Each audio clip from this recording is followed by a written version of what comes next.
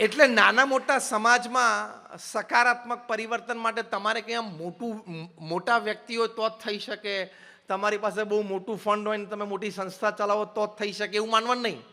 wherever we are we can create a small change in the society. તમે Google ઉપર એક નામ નાખજો, મિસ્ટર પી પોનમરિયપ્પન. એ તામિલનાડુમાં એક બાર્બર છે. તામિલનાડુનું મેલીપુરમમાં તુતિકોરનમાં એ પોતે એની શોપ, એનું સલૂન ચલાવે છે. એણે કહ્યું કે મારા ગામમાં મારે લોકોને એક સારી આદત કેળવાવી છે. એક વિચાર આવ્યો એટલે એણે શું કર્યું, સલૂનમાં એક લાઇબ્રેરી ઊભી કરી. પહેલાં તો 15-25 પુસ્તકથી, અને ત્યાં શું મૂક્યું કે અહીંયા વેઇટિંગમાં તમે બેઠા હો એ વખતે કોઈ પણ પુસ્તક વાંચો, ભલે 2, 5, 7, 10 પાના વાંચો, અને આ પેન અને આ પેપર છે એમાં તમારે એનો જીસ્ટ 3-4 લીટીમાં લખવાનો, તો તમને 30% ઓફ. એક વિચાર. તો લોકો વેઇટિંગમાં અમે બેસવાનું છે, અને એ વખતે તો બીજું તો શું કરે, આપણને ખબર હોય છે ઘણી વખત બીજું શું કરું. સવારના પોરમાં મોબાઈલ, સવારે ઉઠીને પહેલું કામ પથારીમાંથી બહાર નીકળ્યા પહેલાં મોબાઈલ, અને એમાં ઓન કરે, ડેટા ચાલુ કરે અને લીલું બટન ચાલુ કરે. એટલે શું? વોટ્સએપ. અને 5, 15, 25, 50 મેસેજ આવે એટલે એનામાં આનંદ થાય, મજા આવે કે આટલા બધા લોકોએ સવારના પોરો મને ગુડ મોર્નિંગ વિશ કર્યું છે, એટલે આનંદ થાય. એમાંથી એકાદ ફૂલડું તમને ગમે, ગુડ મોર્નિંગ, એટલે એ ફૂલડાનું તમે શું કરો, જો બધાને કહો ફોરવર્ડ કરો, બીજા ગ્રુપમાં નાખો. એટલે આ ગુડ મોર્નિંગના મેસેજમાંથી એક ફૂલડું તમને ગુડ મોર્નિંગનું ગમ્યું એટલે તમે ઉચકીને બીજા ગ્રુપમાં નાખો, એટલે અમદાવાદથી એ ફૂલડું મુંબઈ જાય. મુંબઈવાળા કોકને ગ્રુપમાંથી ગમે એટલે મોકલે દુબઈ ને લંડન. ચોથે દિવસે ન્યુયોર્ક પહોંચે, 5મા દિવસે નૈરોબી પહોંચે, 6ઠ્ઠા દિવસે દિલ્હી પહોંચે, અને 7મા દિવસે બધાને ખબર, 7મા દિવસે પાછું તમારી પાસે આવી જાય. એમાં પાછો બપોરે એમ કોઈક નવરો ને તે થોડું ક્રોપ ચોપ કરે, પાછું એકાદું પાંદડું કાઢે ને એકાદું અડાડે, અને ગુડ મોર્નિંગ આમ લખ્યો આમ લખાવડા કે ગોઠવે પણ જવા દે પાછું. એટલે પાછી યાત્રા શરૂ. આટલો જ કાર્યક્રમ હોય. આ બધી વાતો જે આપણે સાંભળી એની માટે તમારે આ સ્ક્રીન ટાઈમ ને આ મોબાઈલ ટાઈમ રિસ્ટ્રિક્ટ કરવો પડે.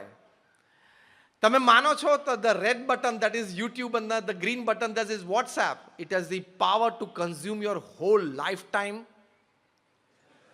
આ યુટ્યુબ અને વોટ્સએપમાં તમારી આખી જિંદગીનો બધો સમય ખાઈ જવાની તાકાત છે. આપણને બધાને અનુભવ છે ને કે લાલ બટનને એકવાર અડીએ અને પછી અડધો ફૂટ 1 જ ફૂટ દૂર હોય, બીજી વખત અડતા કલાક થઈ જાય છે, ખબર છે ને? અંદર અંદર અંદર અંદર તમને ક્યાંય લઈ જાય. You are wasting your time, you are wasting your mental energy. આપણે માનનીય પ્રધાનમંત્રી શ્રી નરેન્દ્રભાઈ મોદીએ બહુ જ સરસ વિદ્યાર્થીઓને હમણાં થોડા 6-8 મહિના પહેલાં એક પ્રસંગે વાત કરી કે એ બધા ઉપર તમે બીજાના વ્યક્તિત્વ, બીજાએ શું કર્યું, બીજાએ નાની મોટી શું વાત કરી, એ જાણવાનો આટલો બધો શું કામ પ્રયત્ન કરો છો? એટલો સમય તમારા પોતાના વ્યક્તિત્વને ખીલવવા માટે તમે પ્રયત્ન કરો તો લોકો તમને એ યુટ્યુબ ઉપર ને વોટ્સએપ ઉપર શોધશે. Prepare your self. બહુ સરસ વાત મોદીજીએ કરી. આપણે આટલો બધો સમય એની માટે શું કામ બગાડવાનો? એની માટે કેટલા ભયંકર રોગ થાય છે ખબર? તમે ડિજિટલ ડિઝીઝીસ શરૂ થયા છે. ડિજિટલ ડિઝીઝીસ, અત્યાર સુધી ફિઝિકલ અને મેન્ટલ ડિઝીઝ હતા, હવે ડિજિટલ ડિઝીઝીસ શરૂ થયા.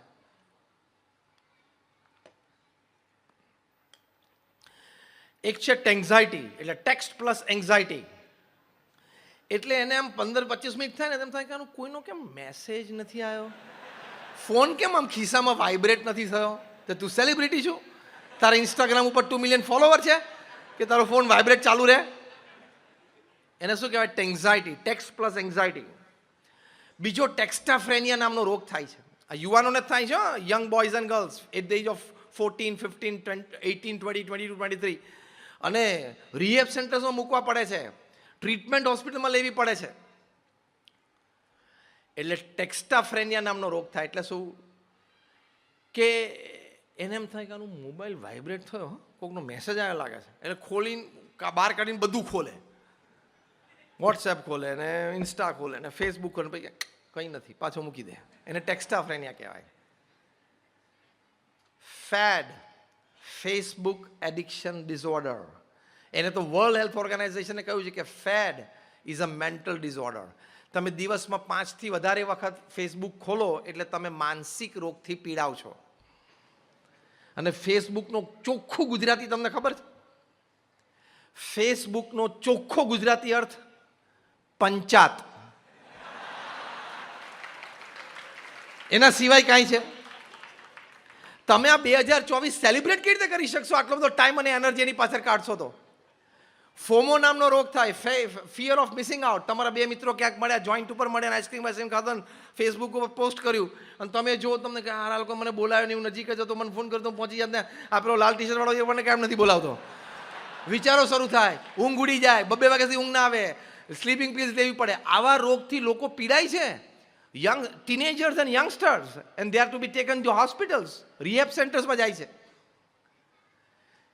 એટલે એની સામે આપણે જોમો મુવમેન્ટ ચાલુ થઈ છે, જોય ઓફ મિસિંગ આઉટ. તમે 5 મિત્રો ભેગા થઈને તમે મને ભૂલી ગયા, જોઈન્ટ ઉપર જઈને તમે આઈસ્ક્રીમ ખાધો ને, જો હું પણ ફોટા પોસ્ટ કરું, ઘરે પપ્પા મમ્મી સાથે બેસીને ખીચડી ખાધી અને see the post, I enjoyed with my family. એવું માઇન્ડસેટ રાખવાનું. આ હ્યુમેનિટીમાં એટલે મેં વાત કરી, વન્ડરફુલ હ્યુમેનિટીમાં તમે સ્ક્રીન ટાઈમથી અને ગેજેટ્સથી તમારો ટાઈમ અને એનર્જી બચાવશો તો જ તમને હ્યુમેનિટી અને સ્પિરિચ્યુઆલિટી, માનવતા અને આધ્યાત્મિકતાના વિચારો આવશે, બાકી નહીં આવે. આણે સલૂનમાં લાઇબ્રેરી ચાલુ કરી, લોકોને વાંચવાની ટેવ પડી, મોબાઈલ બાજુ પર મૂકીને કંઈક વાંચે. કારણ કે અમુક ગરીબો કે ધારો કે 30% ઓફ મળે છે, અમુક એમ થાય કે સારું પુસ્તક છે, જરા નજર ફેરવી લઈએ. એમ કરતાં કરતાં આજે આ પોન મરિયપ્પન નામના બાર્બરે એમના આખા ગામમાં દરેકને વાંચવાની ટેવ પડાવી. એના ગામમાં દરેક વ્યક્તિના ઘરે 15-25 પુસ્તકો એ લોકોએ જાતે વસાવ્યા અને ત્યાં લોકો વાંચતા થયા. Habit of reading cultivated. તો મારે એટલું જ કહેવાનું કે એક બાર્બર એ પોતાના એક નાના વિચારથી આખા ગામને એક સવડા અભિગમ તરફ, એક સવડી સારી આદત તરફ વાળી શકતા હોય તો આપણે બધા ભણેલા છે. We can make a small change somewhere that we leave.